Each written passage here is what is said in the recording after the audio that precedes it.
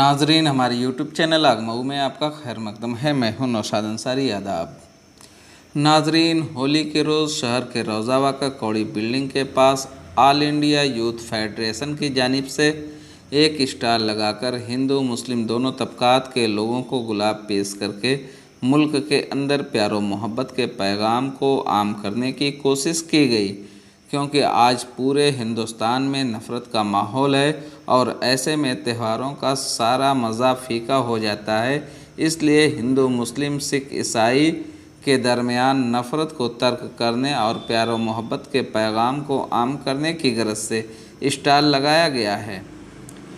इस सिलसिले में वार्ड नंबर 22 हट्टी मदारी के नगर पालिका के मेंबर व ऑल इंडिया यूथ फेडरेशन के ज़िला कन्वीनर कामरेड फ़ख्र आलम कहते हैं कि मुल्क में कहीं न कहीं और कुछ न कुछ मनमुटाव तो है।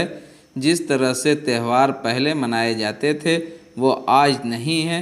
उसकी कई वजूहात हो सकती हैं, जिसमें सियासी व समाजी भी हो सकती हैं, लेकिन उसे दरकिनार करके आज हम लोगों ने एक छोटी सी रस्म शुरू की है, जिसके तहत हम मुस्लिम तबका के लोग अपने हिंदू भाइयों को गुलाब का फूल पेश करके होली की मुबारकबाद पेश कर रहे हैं और उसका पैगाम लोगों में बहुत ही अच्छा पहुंच रहा है।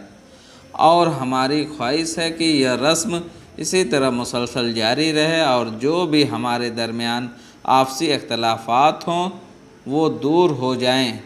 बुनकर फेडरेशन के ज़िला सदर कामरेड अनीस अहमद अंसारी ने कहा कि हम ऐसा महसूस कर रहे हैं कि 1947 के बाद पूरे मुल्क के अंदर हमारे असलाफ और सभी हिंदू मुस्लिम ने एक होकर मुल्क को आगे बढ़ाने का काम किया। उसी रफ्तार से हम चाहते हैं कि मुल्क को और आगे बढ़ाए। जिस तरह से मौलाना अबुल कलाम आज़ाद और पंडित जवाहरलाल नेहरू ने मिलकर गांधी जी के नक्शे कदम पर चलकर मुल्क को आगे बढ़ाया, हम भी उसी नक्शे कदम पर चलना चाहते हैं और मुल्क के अंदर से मजहबी मुनाफरत को ख़त्म करना चाहते हैं, ताकि हमारा मुल्क तरक्की की राह पर गामज़न हो।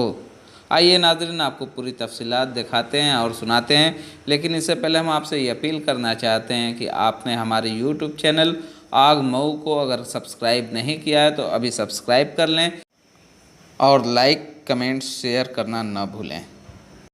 जी, सबसे पहले तो मैं आप लोगों को होली की बहुत बहुत मुबारकबाद देता हूं और मैं फ़ख्र आलम वार्ड नंबर 22 हट्टी मदारी का सभासद हूँ और ऑल इंडिया यूथ फेडरेशन का जिला संयोजक हूँ। आज आप लोग गुलाब बांट रहे हैं, किस तरह का ये गुलाब बांटा जा रहा है? देखिए, देश में कहीं ना कहीं कुछ मनमुटाव तो है लोगों के अंदर।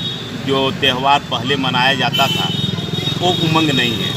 उसके कई कारण हो सकते हैं, राजनीतिक भी हो सकते हैं, सामाजिक भी हो सकते हैं। तो आज हम लोग एक छोटी सी परंपरा स्टार्ट किया गया है, जो प्रेम का प्रतीक है गुलाब का फूल।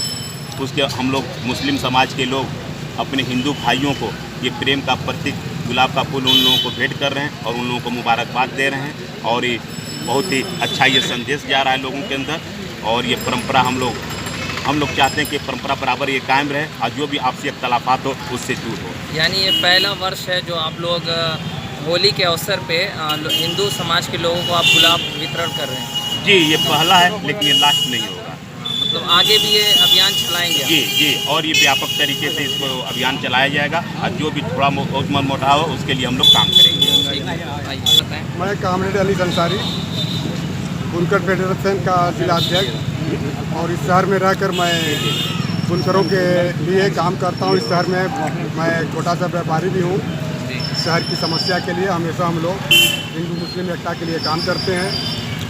आज होली का पर्व है और इस होली पर्व पे आप लोग हिंदू समाज के लोगों को गुलाब देकर सम्मान दे रहे हैं, तो क्या ऐसा फील कर रहे हैं आज? हम ऐसा फील कर रहे हैं कि सन 1947 के बाद पूरे देश के अंदर जो हमारे पूर्वज ने, जो हमारे पुरखों ने, तमाम हिंदू मुस्लिम एक होकर इस देश को आगे बढ़ाने का काम किया। उसी रफ्तार से हम चाहते हैं कि देश को और गति देके आगे बढ़ाया जाए। जैसे मौलाना अबुल कलाम आज़ाद साहब ने, नेहरू जी ने, गांधी जी के नक्शे कदम पर हम चल के इस मुल्क को तरक्की की राह पर ले जाना चाहते हैं। और जो मुनाफरत है, जो फिरका परस्ती है, हम उसको देश से दूर करना चाहते हैं। तो इस होली के अवसर पे लोगों को क्या संदेश देना चाहिए? पूरे देश के अपने हिंदू मुसलमान सिख ईसाई तमाम भाइयों को मैं हिंदुस्तानी कम्युनिस्ट पार्टी की तरफ से, बुनकर फेडरेशन की तरफ से और स्टूडेंट फेडरेशन की तरफ से अपने दिल की गहराइयों से उनको मुबारकबाद पेश करता हूँ और उम्मीद करता हूँ कि हमारी ये शुभकामनाएँ पूरे देश के अंदर अमन और शांति का एक पैगाम जाएगा।